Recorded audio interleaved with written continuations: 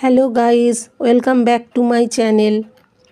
আজকে কিছু কথা বলবো, ভুল ত্রুটি হবে কি না জানি না, তবে আমার মনে হয় যেন এই কথাটার সঙ্গে প্রত্যেকটা মেয়ে বোধহয় একটু আধটু হলেও জড়িত। দেখো, একটা মেয়ে কিন্তু অনেক স্বপ্ন নিয়ে শ্বশুরবাড়িতে আসে সংসার নামক একটা খেলা খেলতে। দেখবে কোনো মেয়ে বাপের বাড়ি থেকে খারাপ হয়ে কিন্তু আসে না। বেশিরভাগ মেয়েদেরকে খারাপ বানানো হয়, তাদের ধৈর্যের বাঁধ ভেঙে ফেলা হয়, তাদেরকে খারাপ হয়ে উঠতে বাধ্য করা হয়।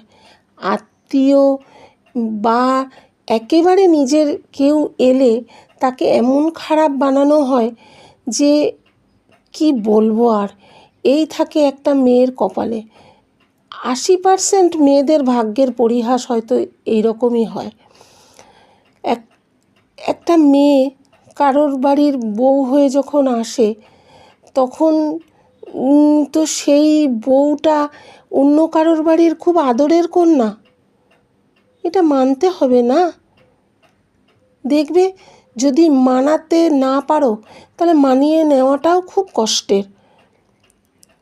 তা আমিও তো কারোর বাড়ির কারোর মা বা কারোর মেয়ে বা কারোর বাড়ির বউ। সেই জায়গা থেকে প্রত্যেকটা মেয়ের উদ্দেশ্যে বললাম, জানি না ঠিক বললাম কি না। যদি ঠিক হয়ে থাকে তবে একটা লাইক, কমেন্ট, শেয়ার করো, অবশ্যই সাবস্ক্রাইব করো। টাটা।